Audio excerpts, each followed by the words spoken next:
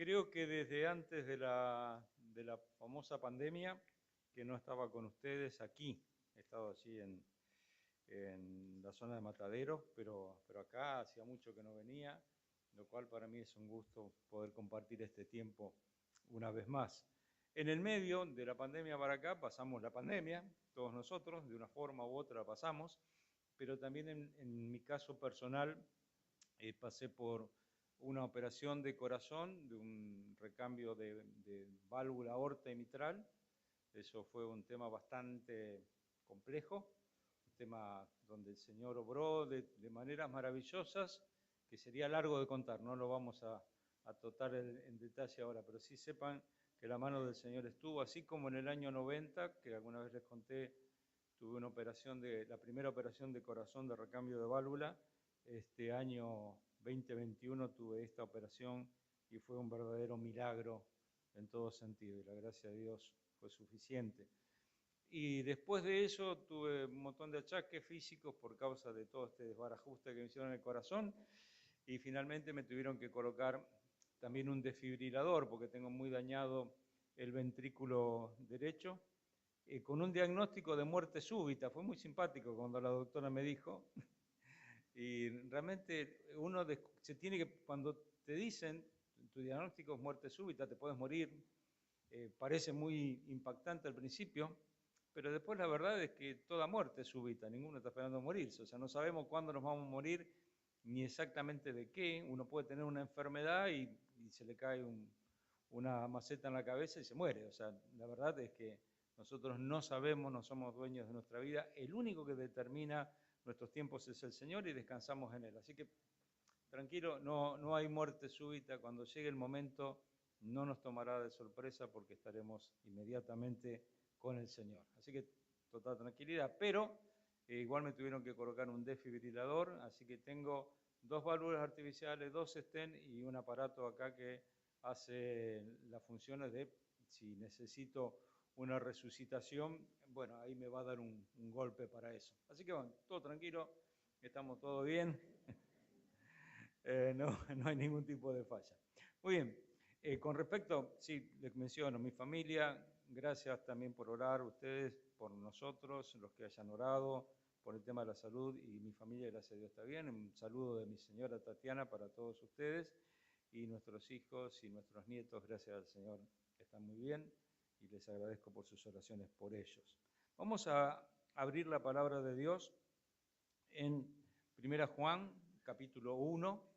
Vamos a estar meditando en este día sobre el Salmo 32, pero para entrar en tema, me gustaría que leyéramos allí 1 Juan, capítulo 1.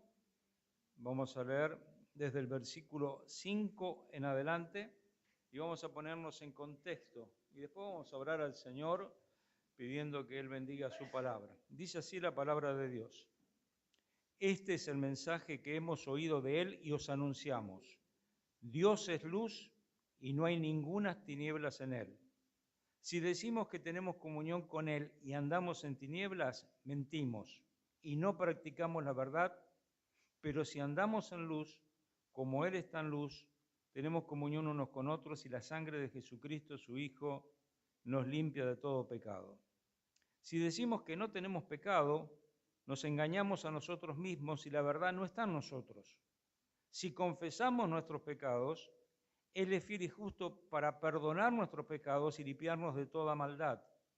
Si decimos que no hemos pecado, le hacemos a Él mentiroso y su palabra no está en nosotros. Oremos. Señor, te damos gracias por tu gran amor y tu misericordia. Gracias, Señor, porque en tu buena voluntad tú has obrado a nuestro favor, nos has dado un día más de vida, nos has permitido acercarnos a tu casa, congregarnos y tener la oportunidad con toda libertad de abrir tu palabra. Te rogamos, Señor, que tú nos hables por medio de ella, que podamos entender, que podamos aprender, que podamos tener sabiduría para aplicar tu palabra a nuestras vidas. Bendice a cada persona aquí presente, obra en sus vidas, en sus corazones, en sus familias, acompáñales, bendíceles, pero también ayúdales en este momento para entender de tu palabra. Gracias por todo lo que tenemos en ti. Gracias por cada bendición. Gracias porque tú eres soberano sobre todas las cosas y en tu gran amor tú te has fijado en nosotros por tu gracia y tu misericordia. Gracias por todo en nombre del Señor Jesús. Amén. Muy bien. Nuestro tema hoy va a estar basado en el Salmo 32, pero antes de ir al Salmo y meditar un poquito en este texto, en estos pasajes, yo quisiera preguntarme, ¿cómo reaccionamos nosotros ante las tentaciones? ¿Cómo podemos medir nosotros las consecuencias de caer en la tentación, de dejarnos llevar por el entusiasmo que nos brinda cierta situación que parece prohibida en algunos casos, pero al mismo tiempo es atrayente? ¿Cómo reaccionamos ante eso?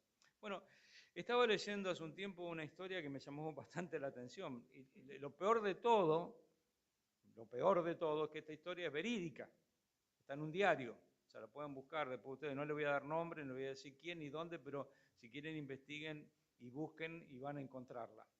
Resulta que en un pueblo del interior, hace unos años atrás, de nuestro país, había elecciones y se presentaba un candidato. Había un señor que era candidato para un puesto, un cargo público.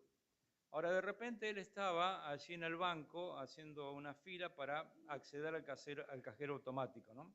Entonces él estaba ahí y de repente delante suyo había un señor y cuando este hombre se fue, dejó puesta ahí su tarjeta, la tarjetita con la cual vos hacés tus operaciones. Entonces ahí tenés un político que está frente a una situación donde lo que tenía que hacer era agarrar la tarjeta y decir, señor, o llamen al señor, se olvidó la tarjeta. Y en vez de hacer eso dijo, ¿vieron que dicen la ocasión hace el ladrón? Bueno, agarró y dijo, tengo una tarjeta acá, tengo un acceso, puedo sacar un poquito de plata, o mucha plata. La cuestión es que el hombre sacó todo lo que pudo de esa cuenta y robó. Robó pensando que nadie se iba a enterar. De repente, obviamente, el damnificado, esta persona que olvidó la tarjeta allí, hizo la denuncia de la pérdida de la tarjeta, después descubrió que le habían sacado dinero, hizo la denuncia a la policía, se empezó a investigar, y al fin y al cabo llamaron a las personas que estaban allí en ese momento, y uno de ellos era el político. Y le dicen, mire señor, usted tomó dinero, sacó plata por medio de la tarjeta. No, yo no fui. ¿Cómo voy a hacer tal cosa? No, yo no hice eso, fue otro seguramente. No, pero señor, fue usted, tiene que reconocerlo, usted lo robó. No, yo no fui.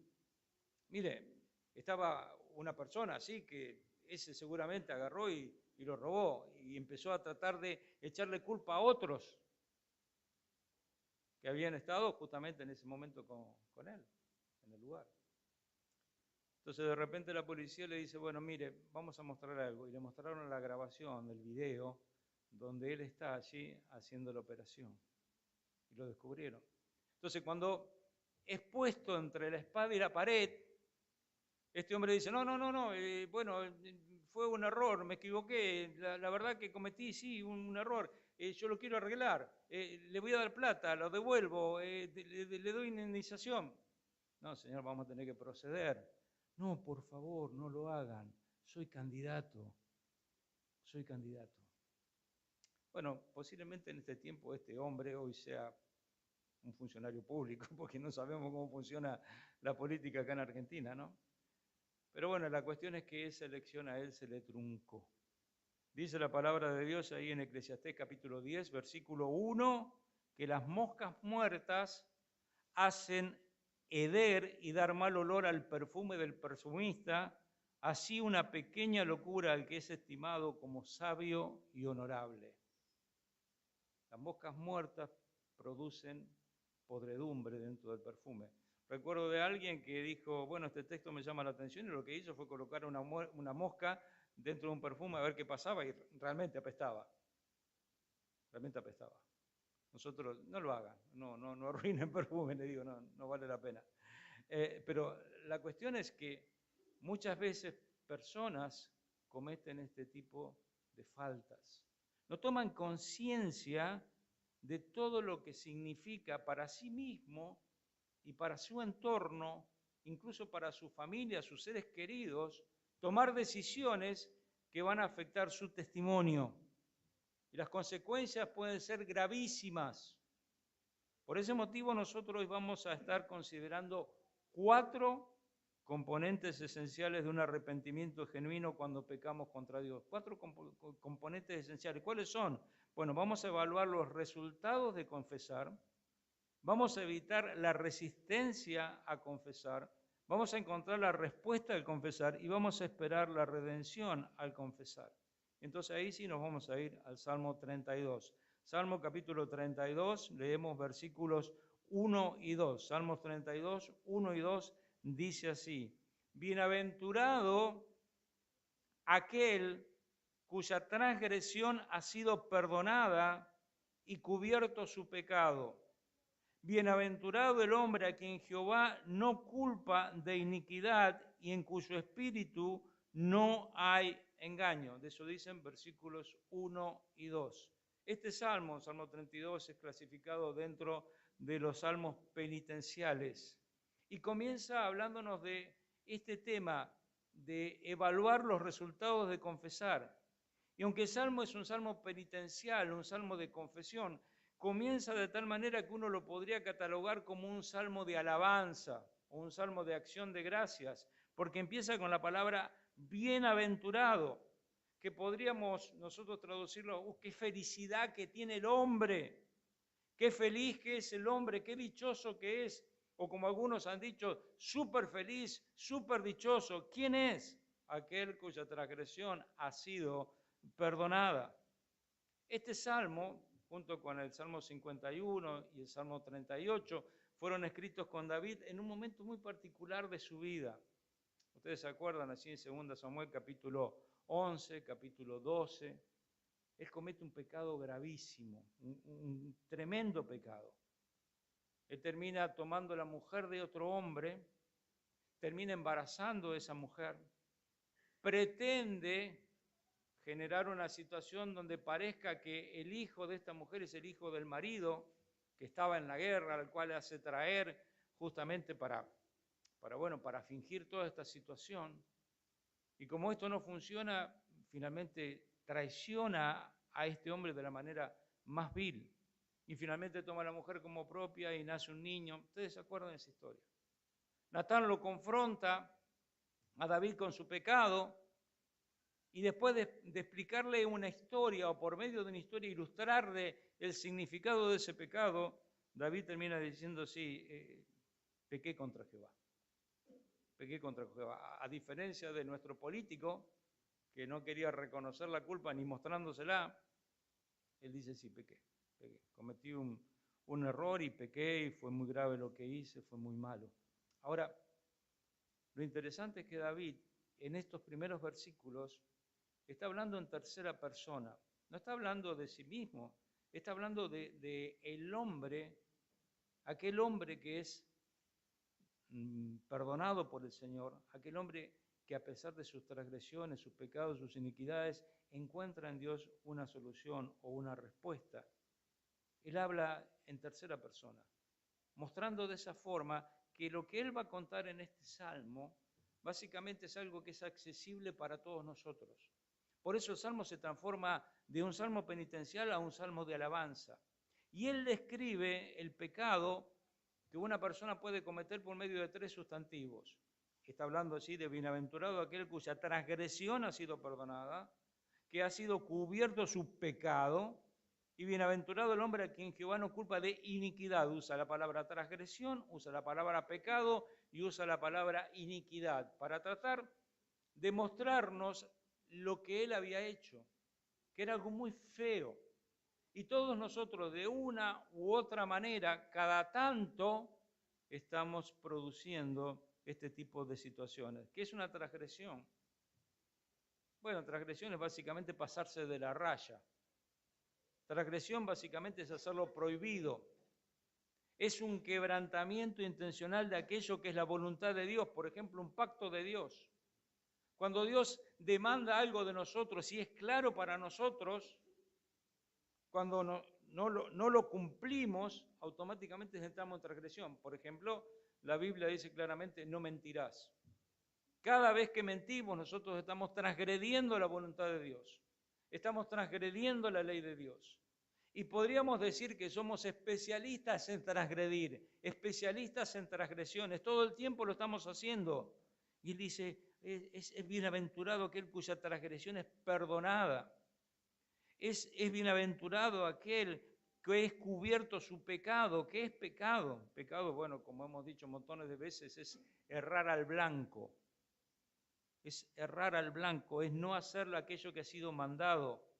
Y no hacerlo por ignorancia, sino por voluntad. No es algo que yo, bueno, me equivoqué, lo siento.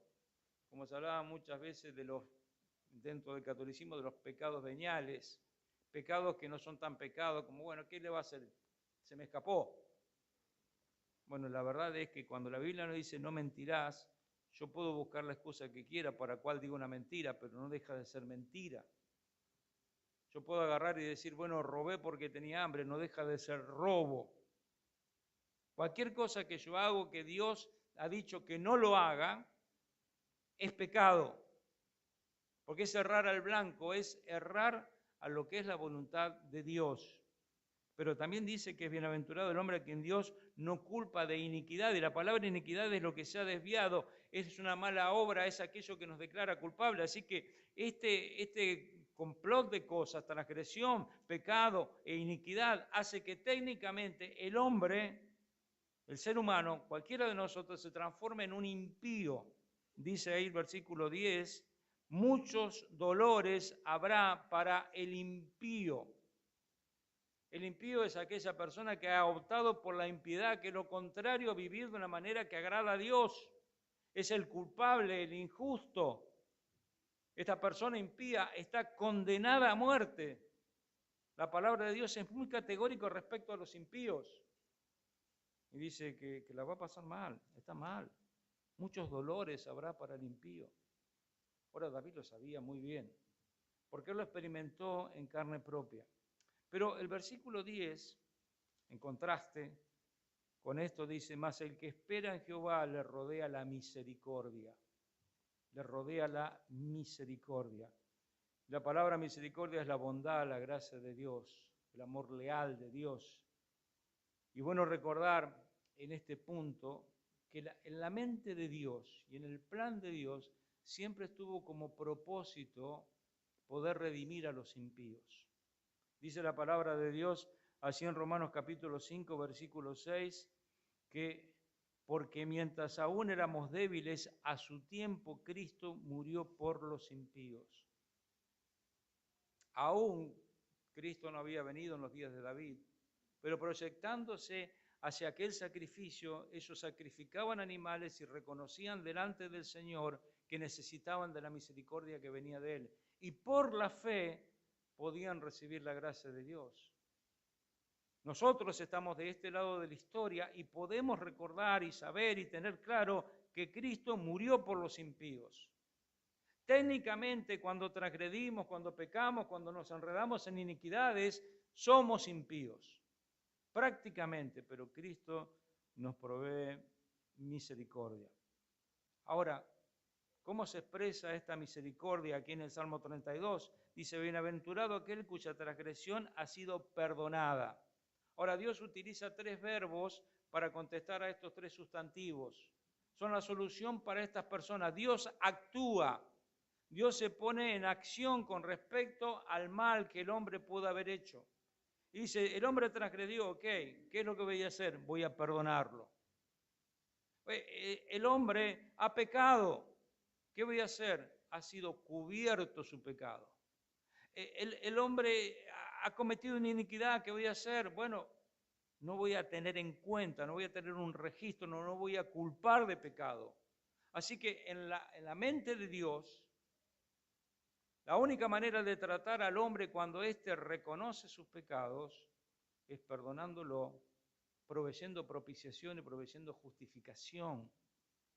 Todas cosas que nosotros hoy en Cristo encontramos y que David también en su tiempo encontró. Ahora, Nosotros sabemos que 1 Juan capítulo 4, versículo 10 dice, en esto consiste el amor, no en que nosotros hayamos amado a Dios, sino en que Él nos amó a nosotros y envió a su Hijo en propiciación por nuestros pecados. En la mente de Dios está el tema de perdonar pecados. Y este es el gran tema del Salmo, por eso el Salmo nos plantea la alegría del perdón.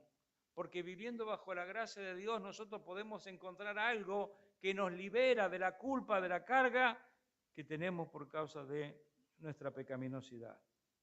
Las tres expresiones que proveen solución al problema humano, perdonar, cubrir, no imputar o no culpar, implican que puede recibir el perdón y entrar en una nueva relación con Dios, lo que brinda al ser humano la condición de bienaventurado. Somos bienaventurados porque podemos tener una relación nueva con Dios. Como dice el Salmo 130, versículos 3 y 4, Señor, si tú tuvieras en cuenta las iniquidades, ¿quién, oh Señor, podría permanecer? Pero en ti hay perdón para que seas temido. En ti hay perdón. Y al decirlo esto, David en tercera persona está diciendo, este no es un tema único para mí, no es mi experiencia personal, es una experiencia colectiva. Todos los seres humanos podemos tener esta posibilidad de ser perdonados. Por lo tanto, todos podemos ser bienaventurados. Aún desde el día de expiación se plantaba la idea de que Dios iba a tratar con las iniquidades, las transgresiones y los pecados de los israelitas. Ahí en Levítico capítulo 16 nos enseña eso. Ellos tenían que tomar un macho cabrío, colocar las manos sobre ese animal, enviarlo al desierto y este animal llevaba las iniquidades, las transgresiones y los pecados de los israelitas al desierto. Y ellos podían tener perdón. Pero hay algo que es interesante en el versículo 2 del Salmo 32. Dice, bienaventurado aquel cuya transgresión ha sido perdonada, cubierto su pecado, bienaventurado el hombre a quien Jehová no culpa de iniquidad, y agrega algo más. Dice, y en cuyo espíritu no hay engaño. Bueno, uno puede decir, bueno, engaño es pecado, sí, pero dice que es bienaventurado el hombre en cuyo espíritu no hay engaño. Y cuando uno se pone a pensar en David, bueno, todo el pecado de David fue un gran engaño, ¿no es así? Todo ese pecado mencionado allí en 2 Samuel 11, del 1 al 27, es todo engaño. Pero cuando uno piensa, ¿cómo puedo coronar un engaño después de haber traicionado a un soldado tomando su mujer, traicionado la confianza del pueblo, abusando de un lugar de poder en el cual él estaba colocado, tratando de fingir una situación, tratando de que este hombre vuelva a su casa, tenga una relación íntima con su mujer para justificar que ella está embarazada, tratando de tapar cosas? ¿Cómo puedo empeorar? ¿Cómo puedo coronar eso? Si estoy haciendo una cosa tras otra, tratando de al fin y al cabo cubrir mi pecado, ¿cómo lo puedo empeorar? Bueno, 2 Samuel capítulo 11, versículos 14 y 15 dicen, a la mañana siguiente David escribió una carta a Joab y la envió por mano de Urías. En la carta había escrito, pongan a Urías al frente de la batalla más reñida y retírense de él para que sea herido y muera. Él dice, le voy a poner la frutilla del postre al engaño, a la mentira. Como no logré que este hombre duerma con su mujer, como no logré armar todo el circo para fingir o para tapar mi mentira, voy a crear una salida para que la mentira continúe. Mátenlo.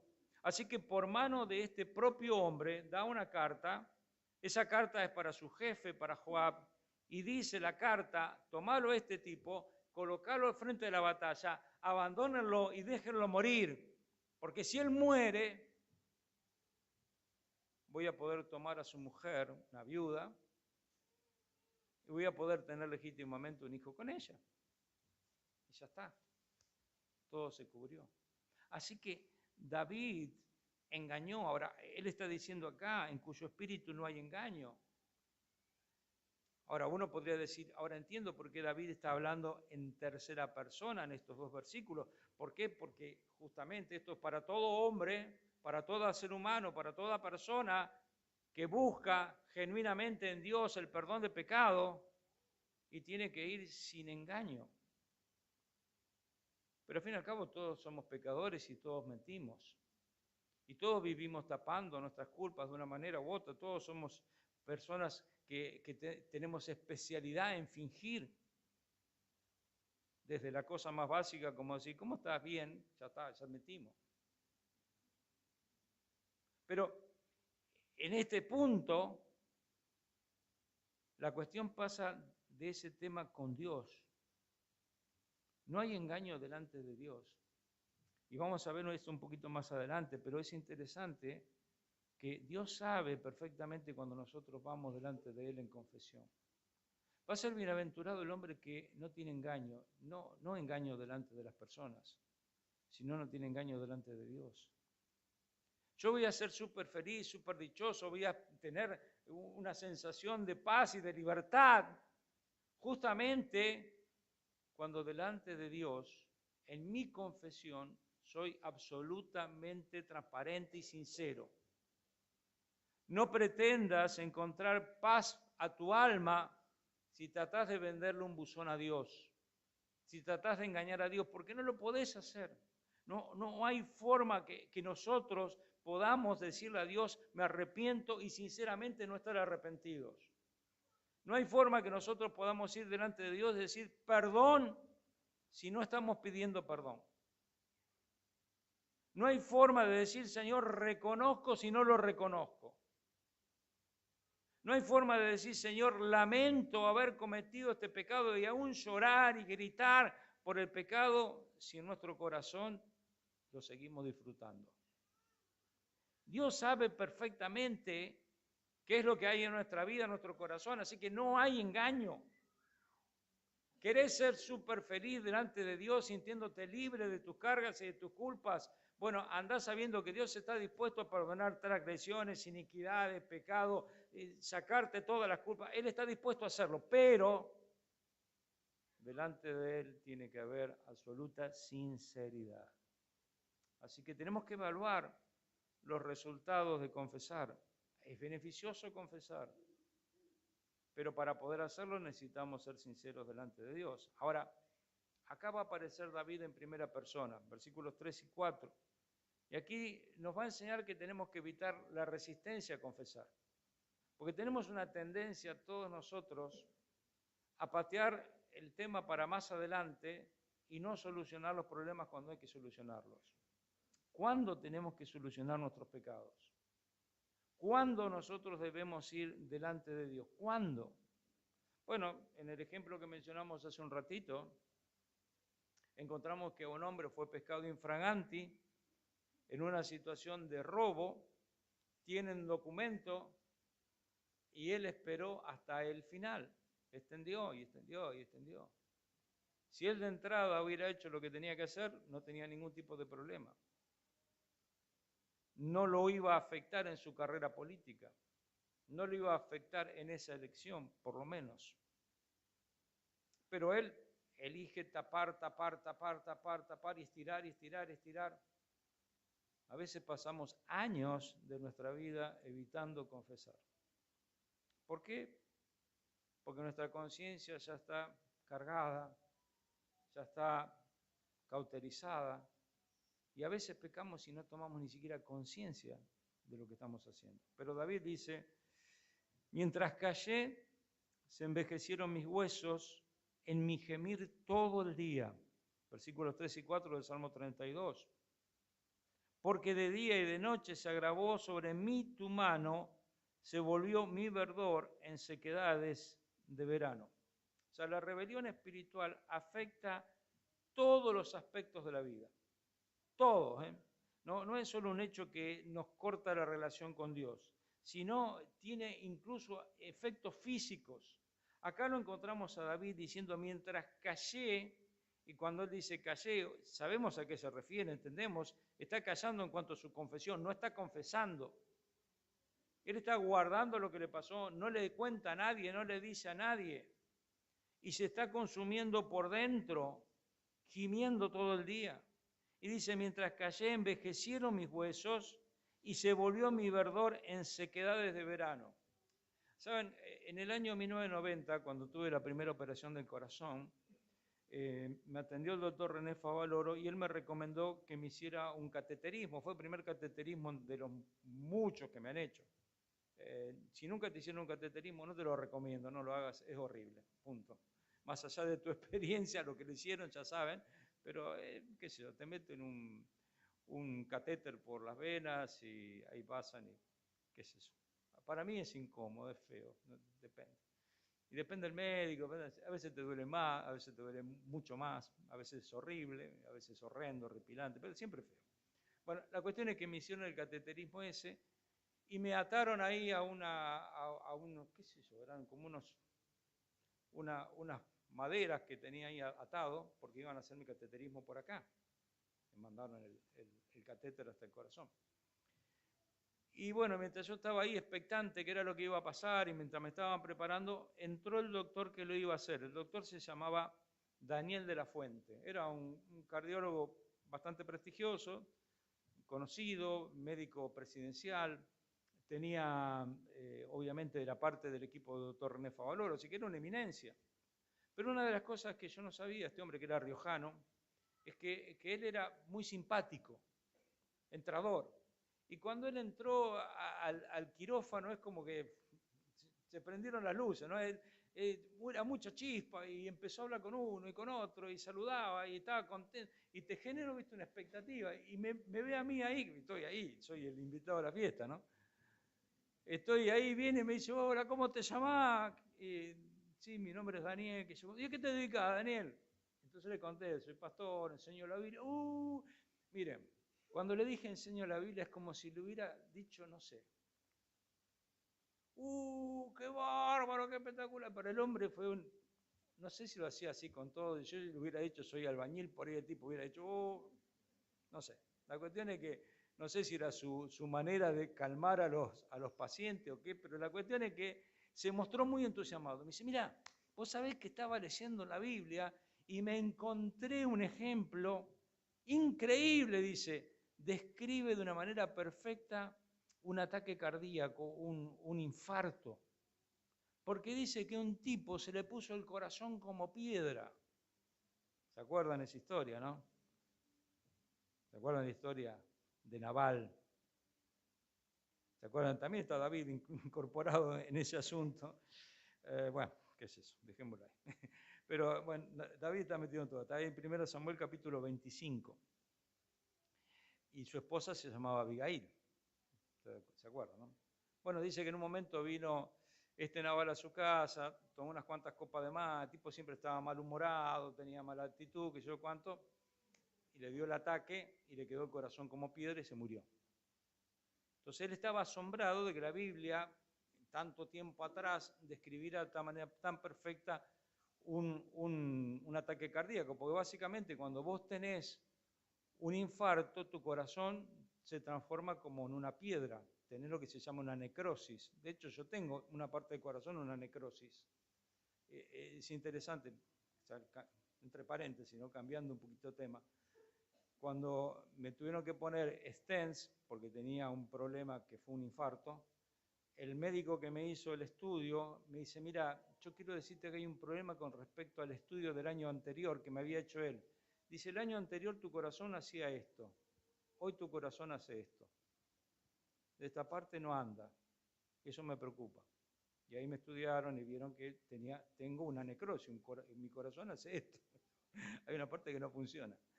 ¿Qué lo hacen? Si está así, no hace más esto, si no hace ni siquiera esto, chao, ya no estás.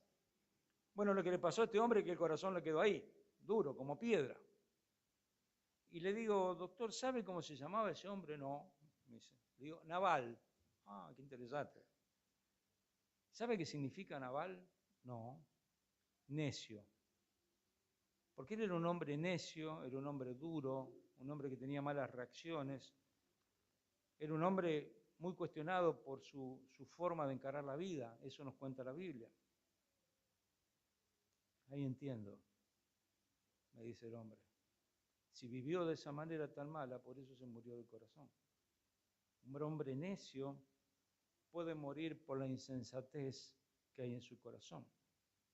Así que cuando David está diciendo yo callé y empecé a tener secuelas físicas, como mis huesos envejecieron y se volvió mi verdor en sequedad de verano, está hablando concretamente del problema que traía aparejado estar sin confesar. Así que si nosotros evitamos la confesión, podemos tener un montón de problemas. Dice que cayó, y cayó porque no quiso confesar el pecado. Ahora el tiempo es cuánto tiempo. El tema es cuánto tiempo estuvo David sin confesar el pecado. ¿Cuánto? Cuando vos lees 2 Samuel, capítulo 11, versículo 5, versículo 27, capítulo 12, versículo 1 al 23, te vas a encontrar que hay un proceso donde él peca con ella. No sabemos si 1, 2, 3, 4, 5 veces, no sabemos. Sabemos que él tuvo una relación con ella, que lo manda a llamar al esposo, que está toda la situación donde el esposo finalmente es asesinado, y después pasa un proceso de viudez, finalmente se casa con ella, y después pasa un tiempo prudencial y nace el bebé. Así que alrededor de un año pasó. Un año sobre la conciencia de David, un pecado que fue horrible porque fue una traición a gigantesca escala. No solo a Dios, a su pueblo, a sus combatientes. Él era un general, era una persona de guerra. ¿Cómo vas a mandar a matar a tu compañero de guerra por este tipo de cosas? Bueno, tuvo un año. Fue necesario que Natán viniera y le contara la historia del hombre humilde con su ovejita, que vino el poderoso, se la tomó y se la comió y toda la historia, para que finalmente le dijera, tú eres ese hombre. Porque David se indignó cuando le cuentan la historia, pero Natán le dice, vos sos ese hombre. Entonces él dice, ahí pequé contra Jehová. Recién ahí. Hasta ese momento él cayó, pero dice que él también estuvo gimiendo, estuvo callado con respecto a su pecado, no lo contó, no lo confesó, no habló con nadie sobre su pecado, mucho menos con Dios, pero en su interior él estaba gimiendo, un año entero gimiendo, lo cual le produce secuelas espirituales y secuelas físicas. ¿Por qué hay secuelas espirituales? Porque dice, se agravó sobre mí tu mano. Muchas veces cuando nosotros vemos el tú en la Biblia, refiriéndose a Dios, vemos todos los beneficios que nos trae el hecho de tus bendiciones, todo el obrar de Dios mostrándose en ese tú. Pero en este caso, tu mano es para apretarme, para afectarme. Así que hay secuelas espirituales, secuelas físicas, y David estaba sufriendo, literalmente estaba sufriendo. Se sentía como una planta marchita que se seca bajo el sol abrasador del verano. No le quedaba energía, se estaba muriendo bajo la mano castigadora de Dios. Ese era David. Y muchas veces nosotros nos encontramos en esa situación. A veces el pecado no confesado va a traer un gran estrés sobre nuestra vida, y usamos esa palabra estrés para hablar de depresión, y justamente el estrés o la depresión que te produce la conciencia atacada genera de todo tipo de cosas, tensiones y dolores musculares, enfermedades cardíacas como el caso de Nabal, ataques cardíacos, presión arterial alta, accidente cerebrovascular, problemas de sueño, aumento de peso, dolores de cabeza, migraña, problemas estomacales de todo tipo, ansiedad. O sea, una persona que se encierra en su mundo sabiendo que ha pecado, que ha cometido un daño, que no le puede ver la cara a su esposa, a sus hijos, que no puede mirar a aquellas personas que le rodean con libertad, que finge, es una persona que está expuesta a dolores de todo tipo y color. Y sobre eso se agrega que Dios va a estar machacando. Dios va a estar machacando. Dice así en Hebreos capítulo 12, además han olvidado la exhortación que como a hijos se les dirige: Hijo mío, no tengas en poco la disciplina del Señor, ni te desanimes al ser reprendido por Él, porque el Señor al que ama disciplina y azota a todo el que recibe por hijo. Esto lo dice Hebreos 12, 5 y 6. ¿Por qué lo hace? El versículo 10 dice: Él nos disciplina para nuestro bien, para que participemos de su santidad. ¿O vos te pensás que Dios estaba contento con David ensuciando su nombre y haciendo un desastre y haciendo un zafarrancho y haciendo una barbaridad delante del pueblo, causando vergüenza al nombre de Dios, al pueblo de Dios? No, Dios no lo dejó pasar por alto. Dios no hace la vista gorda con nuestro pecado. Te va a tocar y te va a tratar hasta que vos te des cuenta que estás mal. Ahora, es bienaventurado el hombre a quien Dios no culpa de iniquidad, el hombre que Dios perdona. Es bienaventurado, claro, ese hombre feliz porque en contraste David estaba pasando una vida miserable en ese momento. Ahora, cuando vos vas a este texto, versículo 3, 4, versículo 4 termina con esa palabrita, Selah, que es una pausa. Algunos dicen es una pausa musical, hay diferentes versiones al respecto. Es una pausa. Bueno, hacemos una pausa acá, a lo que venimos meditando. Y nos preguntamos, ¿puede ser que estemos callando algún pecado que ha roto nuestra comunión con Dios? ¿Puede ser que vos o yo estemos callando algún pecado que rompió nuestra comunión con Dios? Hay un gran contraste entre ser bienaventurado y ser miserable, ¿eh? Hay un gran contraste. Quizás vos estás sintiendo en este momento la libertad que te genera tener la conciencia limpia y estar perdonado. O quizás estás sintiendo la mano de Dios agravándose sobre tu vida. Quizás estás sintiendo las consecuencias de un pecado no confesado. Sentimos la mano de Dios sobre nosotros y aún permanecemos obstinadamente rebeldes sin confesar nuestro pecado. Una pausa, pensá. Mientras tanto, vamos a continuar. Versículos 5 al 7. Versículos 5 al 7. Porque David otra vez habla en primera persona para decirnos qué es lo que él hace. Obviamente, él sabe, tiene toda la teoría, que el hombre es súper feliz si Dios lo perdona. Y él sabe que él es infeliz por causa de callar su pecado. Así que él nos cuenta qué hace. Dice versículo 5, mi pecado te declaré y no encubrí mi iniquidad. Y dije, confesaré mis transgresiones a Jehová. Y tú, ahora de vuelta aparece el tú, y tú perdonaste la maldad de mi pecado. Selah. Por esto, orará a ti todo santo en el tiempo en que pueda ser hallado. Ciertamente la inundación de muchas aguas no llegarán estas a él. Tú serás mi refugio, tú eres mi refugio, me guardarás de la angustia, con cánticos de liberación me rodearás, Selah. Así como el problema del ser humano que necesita encontrar el perdón de Dios para ser bienaventurado está explicado por medio de 3 acciones o 3 palabras, 3 sustantivos que muestran la pecaminosidad, David dice, bueno, esto mismo yo lo hice. ¿Se acuerdan? Él habla de bienaventurado el hombre que fue perdonado de sus transgresiones, pecado e iniquidad. Y él confiesa, dice, mi pecado te declaré, está hablando de su pecado, erré el blanco. Ahora, la diferencia con la versión de versículos 1 y 2 es que acá él le coloca el mí delante. Porque en el versículo 1 dice, bienaventurado aquel cuya transgresión ha sido perdonada, la transgresión de otro. Pero él acá está hablando de mi pecado, de mi transgresión, de mi iniquidad.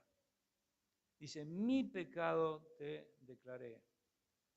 No encubrí mi iniquidad. Dije, confesaré mis transgresiones. Se hace cargo. Yo me pasé de la raya. Yo erré al blanco. Yo me he desviado. Soy culpable. Yo soy una persona que he hecho mal. Ahora, ¿qué es confesar? Confesar es llamar a las cosas por su nombre. Punto. Es declarar delante de Dios lo que Dios ya sabe. Dios ya sabe que yo soy pecador. Dios ya sabe lo que he hecho. A Dios no le puedo entrar con un verso. Dios ya sabe. Y como lo sabe, Él espera que nosotros vayamos y podamos reconocerlo. Él había cometido malas obras. Él tenía que declarar ese pecado. Él dice que Él declaró, mostró, reveló su pecado, no encubrió, no lo disimuló como venía haciendo. Dice, lo confesaré, que es admitirlo. Ahora, pasa algo interesante. Cuando uno lee versículo 5, dice, y tú perdonaste la maldad de mi pecado. Y tú perdonaste la maldad. Dice, yo voy a declararlo, no voy a encubrirlo y voy a confesarlo. Y tú perdonaste. ¿Saben? Él lo que está haciendo es referencia a lo que sucedió en 2 Samuel capítulo 12. 2 Samuel capítulo 12, versículo 13, lo leemos, dice así, entonces dijo David a Natán, pequé contra Jehová, y Natán dijo a David, también Jehová ha remitido tu pecado, no morirás. ¿De qué está hablando esto? Está hablando de que David ni siquiera llegó a confesar. No lo encontramos a David diciendo, bueno, Señor, te voy a hacer un detalle, una declaración de todos los eventos que acontecieron que me llevaron a mí a caer en esta desgracia. No llega a decir nada. Simplemente dice, pequé contra Jehová, y él le dice, perdonado. Sos perdonado. Y cuando él dice, voy a declarar, voy a no encubrir, voy a confesar, dice, tú perdonaste. Es instantáneo. El perdón de Dios a veces ni siquiera requiere que nosotros podamos expresar la confesión, porque Dios conoce nuestro corazón. Dice Salmo 139, versículos 3 al 5, has escudriñado mi andar y mi reposo, y todos mis caminos te son conocidos, pues aún no está la palabra en mi lengua, y aquí, oh Jehová, tú la sabes toda. Detrás y delante me rodeaste, y sobre mí pusiste tu mano, dice Salmo 139, 3 al 5. Antes que habla la palabra, Dios ya la sabe. Dice ahí el Salmo 51, versículo 17, al corazón contrito y humillado no despreciarás tú, oh Dios. Dios no está esperando que hagamos una gran palabrería, ni siquiera que hagamos un gran acto público. Dios lo que está esperando es ver un corazón. Obviamente que está bien si nosotros confesamos nuestras culpas. Está bien si nosotros podemos hacer un relato de lo mal que hemos hecho y que podamos decirle por su nombre los pecados que hemos cometido. Está bien, pero lo que Dios está mirando es el corazón. Y antes que abramos la boca, Dios ya sabe lo que va a salir de nuestra boca. Así que David llega dispuesto a declarar, dispuesto a dejar de mentir, dispuesto a confesar lo que sea. Él está abierto a contar todo y dice, sí pequé, y antes que salga algo más, dice, el Señor se te perdonó. No morirás, ya está, listo. El perdón es instantáneo, es automático, eso es la gracia de Dios. Y ahí aparece otra vez la palabrita Selah. Y tenemos que parar acá y preguntarnos, ¿necesito hacer alguna obra meritoria para obtener el perdón de pecados? Yo creo eso, que necesito hacer algo meritorio, una restitución. En algunos casos sí, al final si hemos dañado a alguien tenemos que restituir. Pero delante de Dios tengo que hacer alguna obra meritoria. ¿La fe puesta en un Dios justo, amoroso y perdonador es suficiente o necesito agregar algo más a mis actos de contrición para sentirme perdonado? Si hemos dañado a otros, posiblemente tengamos que restituir.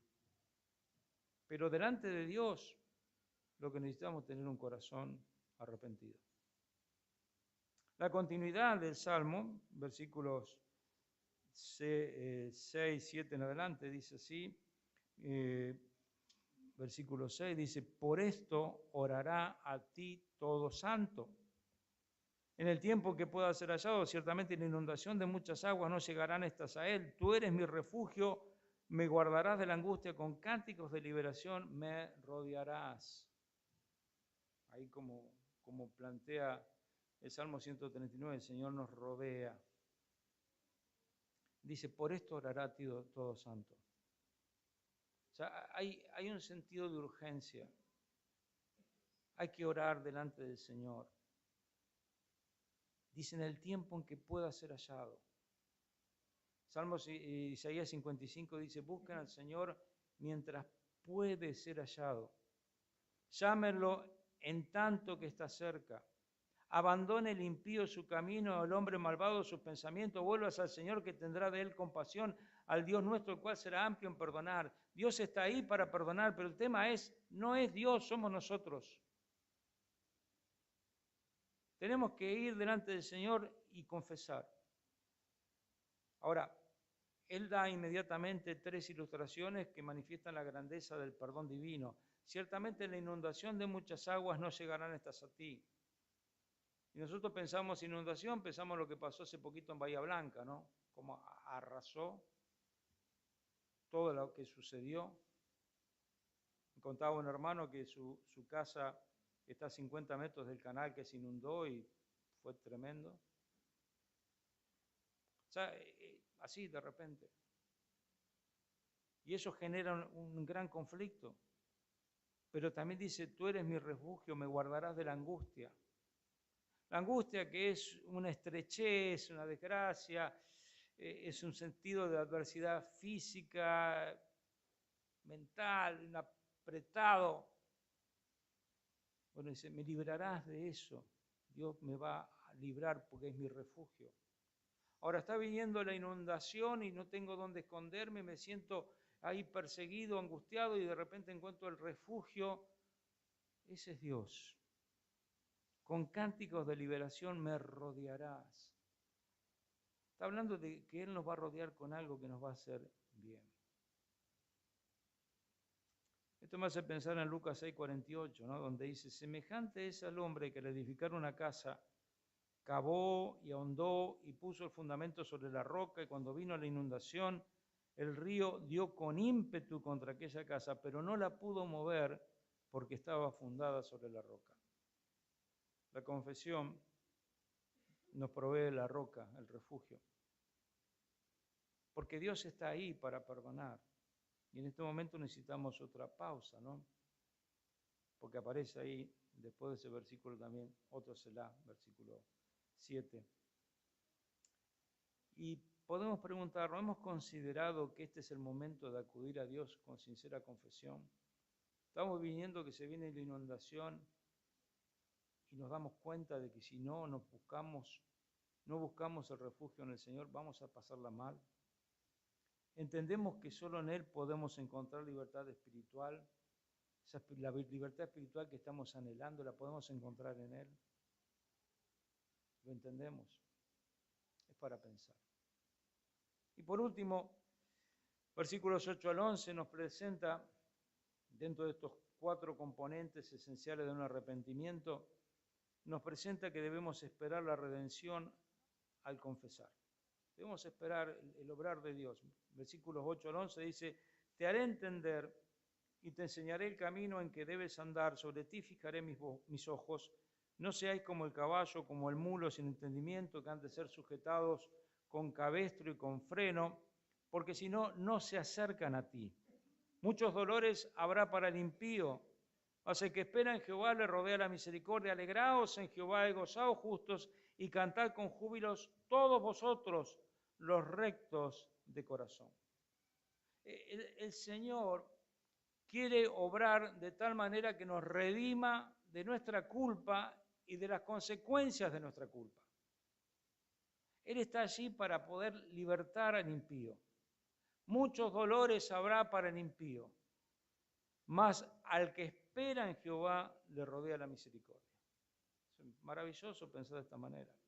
Así que Él hace 3 obras a favor de los redimidos, y en este caso, en el versículo 8, es Dios mismo hablándole a David. Dice, te haré entender, te enseñaré el camino que debes andar, sobre ti fijaré mis ojos. Te haré entender, te enseñaré el camino que debes andar, sobre ti fijaré mis ojos. Te haré entender, es decir, te haré saber, vas a saber la verdad.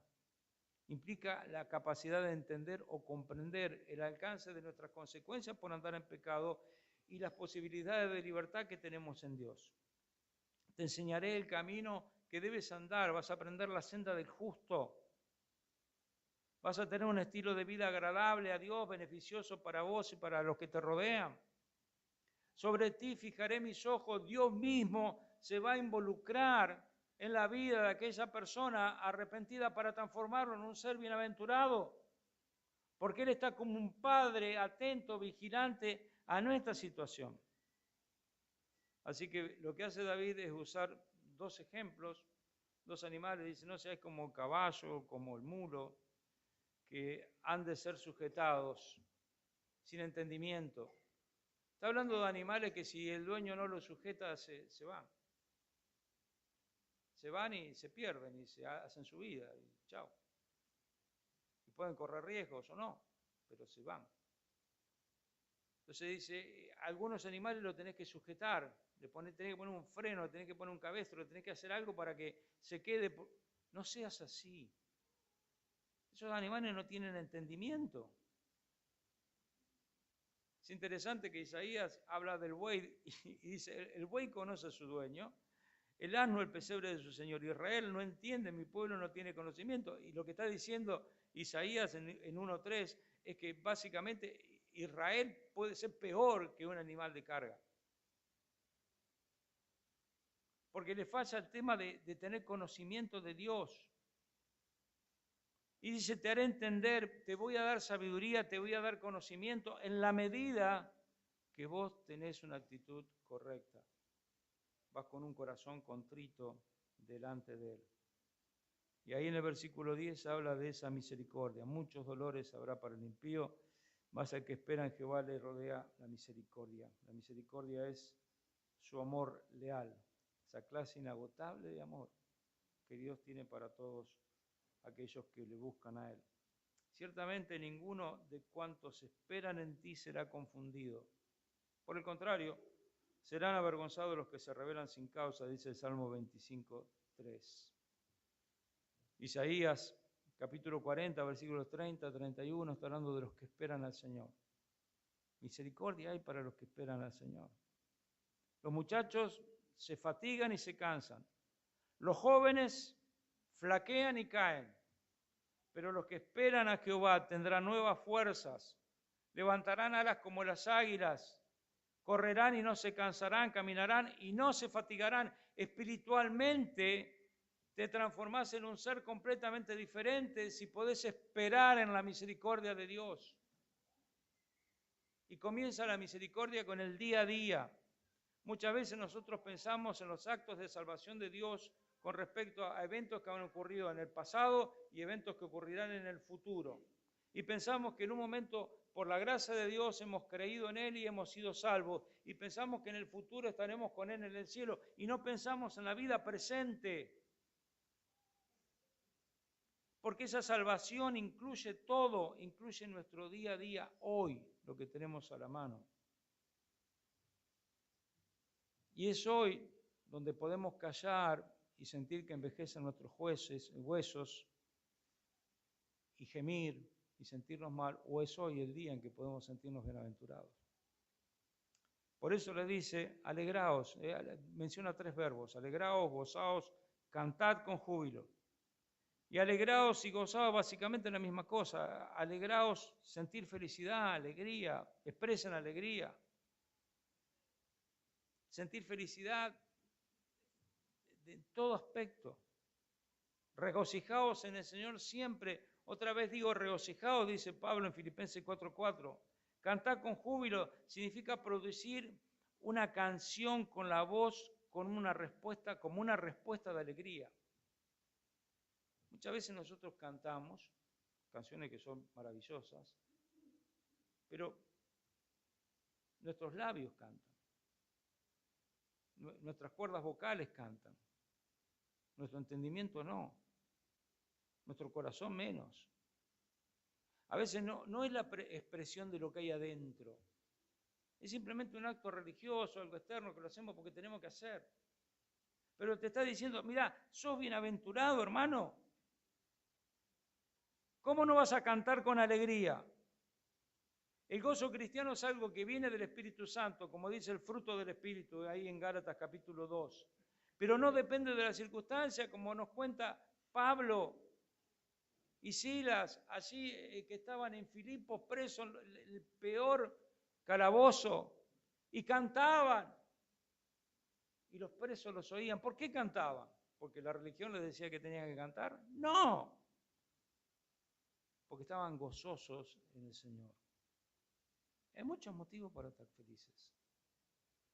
Muchísimos motivos, pero mucho más cuando podemos encontrar perdón en el Señor. David dijo, he pecado contra el Señor.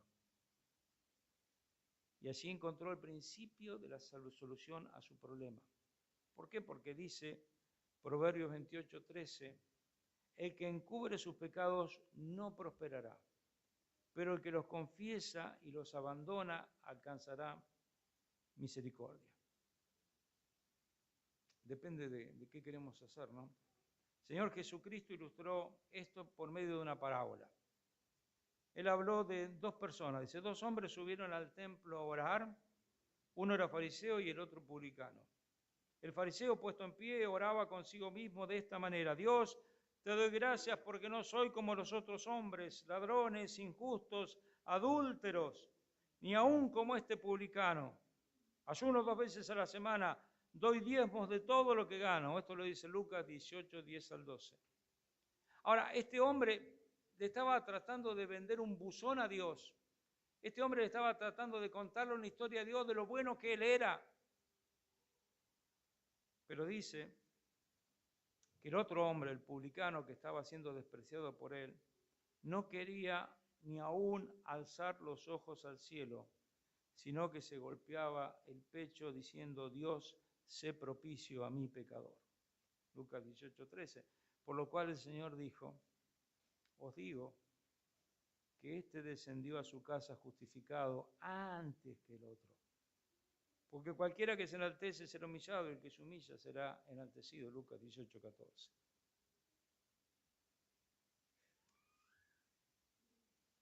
Saben, uno puede tener una vida religiosa que sea al mismo tiempo una vida miserable.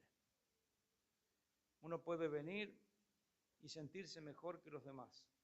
Pues yo vengo, ofrendo, canto, doy de mi tiempo, hago las cosas que tengo que hacer.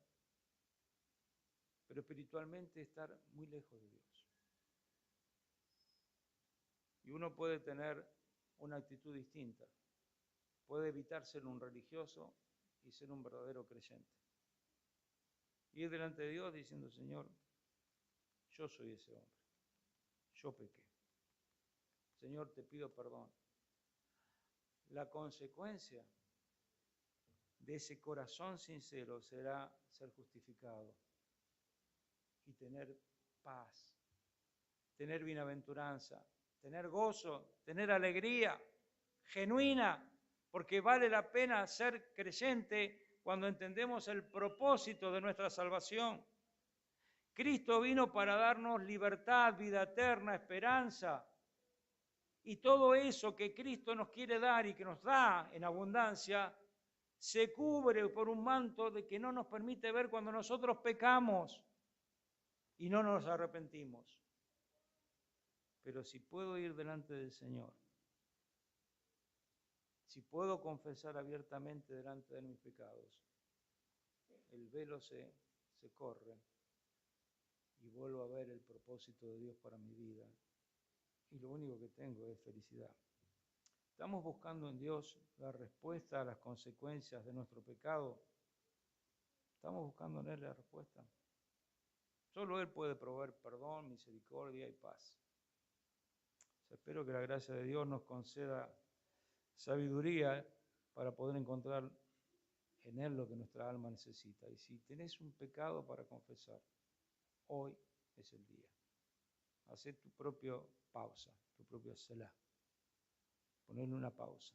Es decir, todo esto, ¿qué significa? Señor, aquí está, yo soy esa persona. Pequé contra vos. Perdóname. Y la gracia de Dios y su misericordia es suficiente para limpiarnos de toda maldad. Oramos. Señor, te damos gracias por tu gran amor, tu misericordia. Gracias, Señor, porque podemos meditar en estas cosas. Te rogamos que nos ayudes, Señor, para entenderlas y aplicarlas a nuestra vida. Bendecí a mis